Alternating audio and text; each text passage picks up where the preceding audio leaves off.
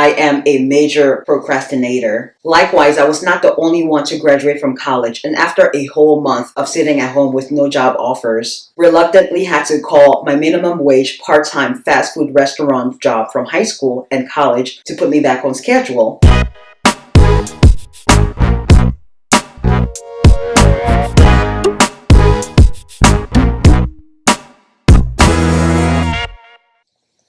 So I had to get personal, right? Tell you an anecdote or two related to this week's topic. Work-related stress and financial stress, both of which I think are correlated with each other.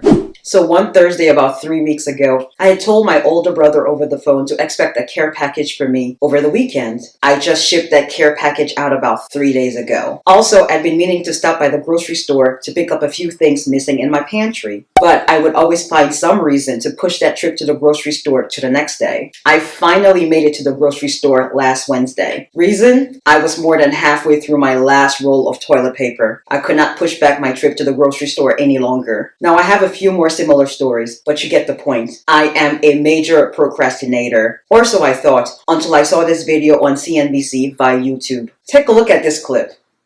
Manifest itself, and some of them are really, they're minor. They seem like they're minor, like you've been trying to mail a letter for 3 months and you just can't seem to sort of get it done, right? And I think that example really sort of hit me because I had a phone to return, a damaged phone, and I had to return it or else I was going to be charged for it, and it had been sitting there for 3 weeks, and I thought to myself, why can't I get rid of this phone? It's so easy. I just got to walk 2 blocks. And I wonder if you think that there are mental health issues that are surfacing within the millennial generation that aren't being recognized as mental health issues.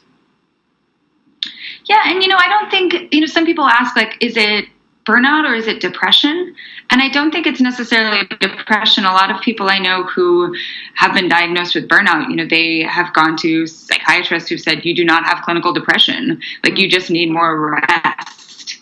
And I think that some of those, the term I use in the article, which is a funny term, is called AREN paralysis. Yeah. But so many people related to this idea that why can't I do these dumb, simple, straightforward tasks? What am I, I am a failure. Right. But really what it is that they're, when you are constantly on this treadmill of to-do tasks to do with your family and your job and working all the time for less pay and less security, that, mailing a letter or returning a phone becomes the last priority. Right. You mentioned sort of getting the advice to just rest or, maybe put on a face mask and 2 things happened simultaneously after I watched this video. I both mentally/internally raised my hands up in victory and almost cried. I was not crazy after all. I am not the only one recently afflicted with not being able to execute simple tasks in a timely manner. Likewise, I wasn't the only one to graduate from college, and after a month of sitting at home with no job offers, reluctantly had to call my minimum wage part-time fast food restaurant job from high school and college to put me back on schedule. Wasn't that the whole point of going to college in the first place? So I wouldn't have to call my part-time job from high school to put me back on schedule full-time for 6 months. I even went so far as thinking that it could be my name costing me callbacks and or interviews. Thanks to this segment I had seen on, I can't remember if it was 2020, Dateline, or 60 Minutes. Actually, this topic was recently discussed on the talk show The Real.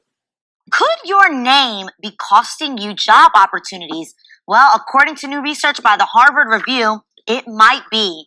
The study found that when it came to a list of names, a man's name would be selected over a woman's name for a job, even if they had the same qualifications. This is so wrong. I know.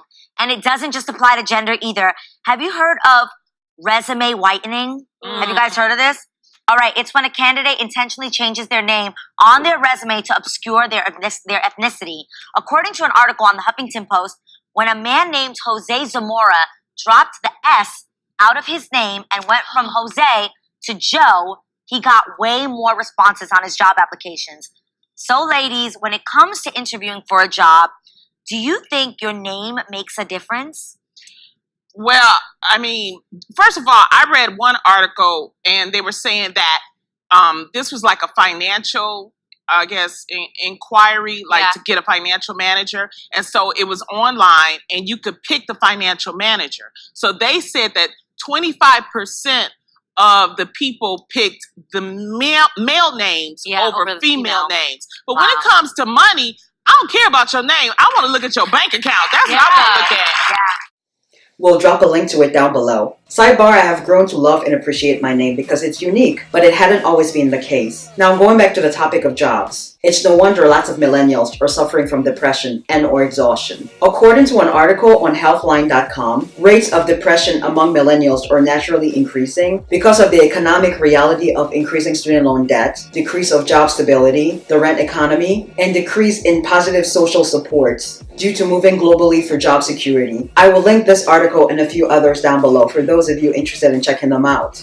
I mean, you have a ton of student loan debt. And if you're one of the blessed few who doesn't have student loan debt post-college, congratulations. I wish I were you. But anyway, in addition to your debt, you're underpaid, and it's not exactly what you signed up for when you decided to go to college. And this is not to knock education. It's still very important in my book. However, I think there is a problem with the way higher education is being run and being advertised. It's basically become like a business, with lots of unsatisfied customers, might I add. And we can keep complaining about it because, you know, us millennials are good for just that. Complaining, being narcissistic, being lazy, being entitled. I mean, the fact that an entire generation is being judged based on a select few is beyond me. So we could keep complaining about it or do something about it. Here are a few suggestions, some you may be familiar with.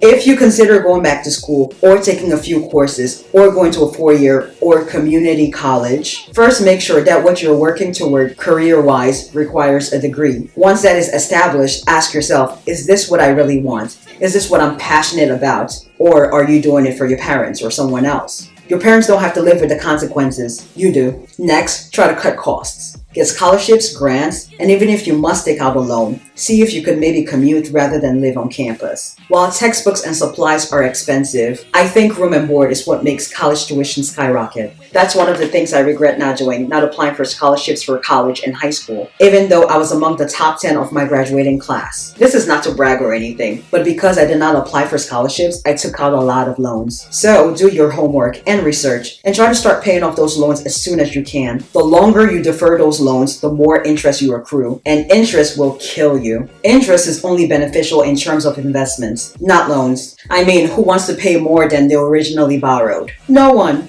The next suggestion is for those already in the workforce. Whether you think you're underpaid or not, I think it still applies. Because if you're making, say, $100K a year and you're spending the same amount, newsflash, you're broke. Consider money-saving and or investment apps such as Wealthsimple, Acorns, Vanguard, Mint, and Capital with a Q. I personally use Wealthsimple and have recently started using Acorns. You can start out with as much as just $8. It's investment on autopilot, and it's user-friendly, as opposed to other investment websites I visited previously and ended up being more confused. Now, of course, my only caveat again is do your research and pick one that works best for you. My third suggestion isn't about to stop going to the movies or eating out, though these things tend to add up. But I find that the problem with these money-saving actions are they tend to be depriving. It's like being on a diet and eating 5 low-calorie chocolate protein bars, try not to eat the brownie, and you end up eating more calories. Just eat the damn brownie. Likewise, just go to the damn movies. But try going earlier when tickets are cheaper, and avoid the popcorn, aka bring your own. I remember sneaking in KFC into a movie theater my freshman year in college. Good times. You can still eat out once every 2 weeks or a month as opposed to 3 or 4 times a week. There are ways to stretch that dollar or cut corners that won't leave you feeling deprived.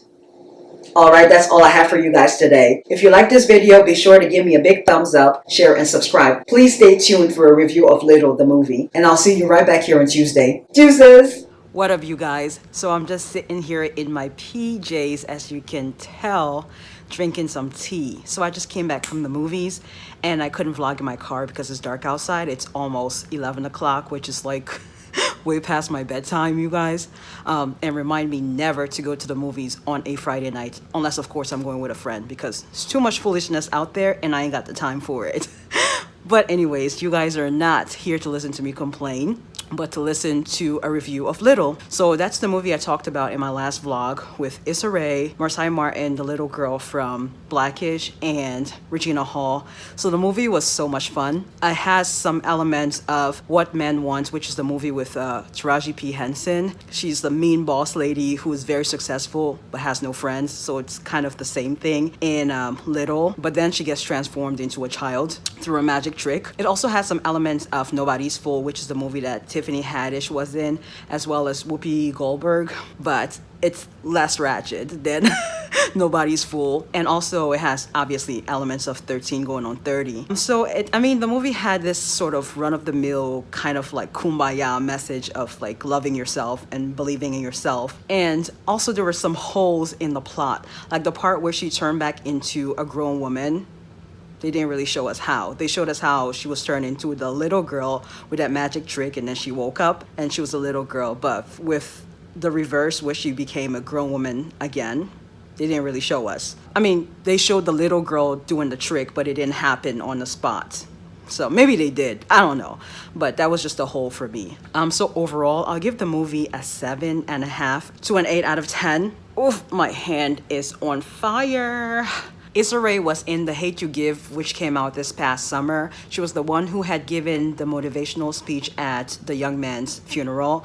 So she was really funny in this movie, Little. Marsai Martin as well. She's phenomenal. I don't really watch Blackish, but anytime I'm flipping through the channel and I happen to see her, she's very good. She's phenomenal. A star in the making. And I mean, you don't really have to go see this movie in theaters. I mean, if you wanted to, by all means, go ahead and do it, but you can always wait for it to come out on DVD. Do people still do that? We don't even have Blockbuster anymore. Or you can wait for it to come out on Redbox or Hulu. But yeah, that was it. But it was quite fun to go watch.